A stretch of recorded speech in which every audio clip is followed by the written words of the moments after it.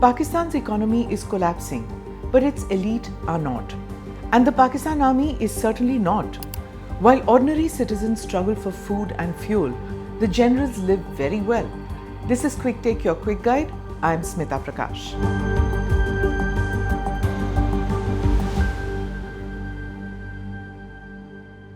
Pakistan is a country of more than 250 million people, running on a broken economic model.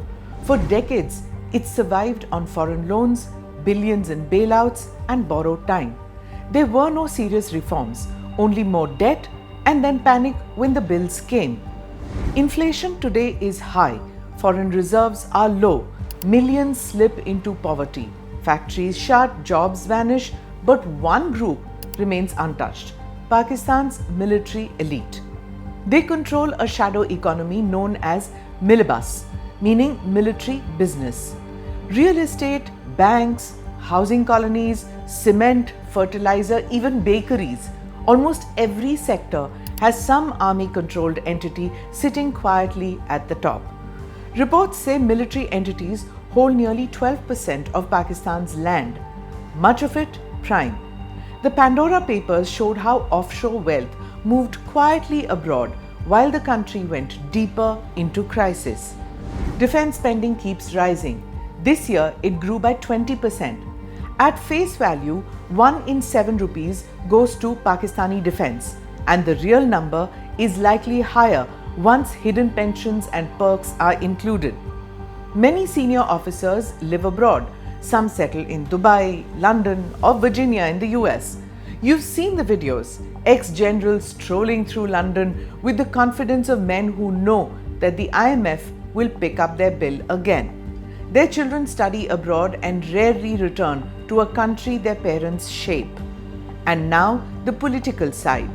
Pakistan's parliament has passed the 27th Amendment abolishing the old post of Chairman, Joint Chiefs of Staff Committee CJCSC and creating the unified CDF role. The amendment vests all three services, Army, Navy, Air Force, under a single commander, now Asim Munir. Field Marshal Munir now has sweeping powers and lifetime immunity. He cannot be arrested, prosecuted, or questioned. Supporters call it clarity, critics call it autocracy. In reality, it consolidates military power fully over the state. Legal checks and balances, by which one means civil, military, judiciary, executive, provincial autonomy, they've been dramatically weakened. Without doubt, it is a constitutional coup, moving Pakistan decisively towards authoritarian rule. Investors understand what this means. Donors, lenders, and foreign investors place a premium on democratic governance, rule of law, and judicial independence. The constitutional shift away from these ideals may deter Western investment or assistance. No one trusts a system where governments have no authority, other than regimes which love dealing with the military dictators while they preach lessons on democracy. Meanwhile, anger in Pakistan is rising.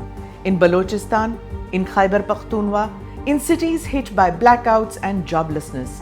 Even within the security forces, the morale is slipping.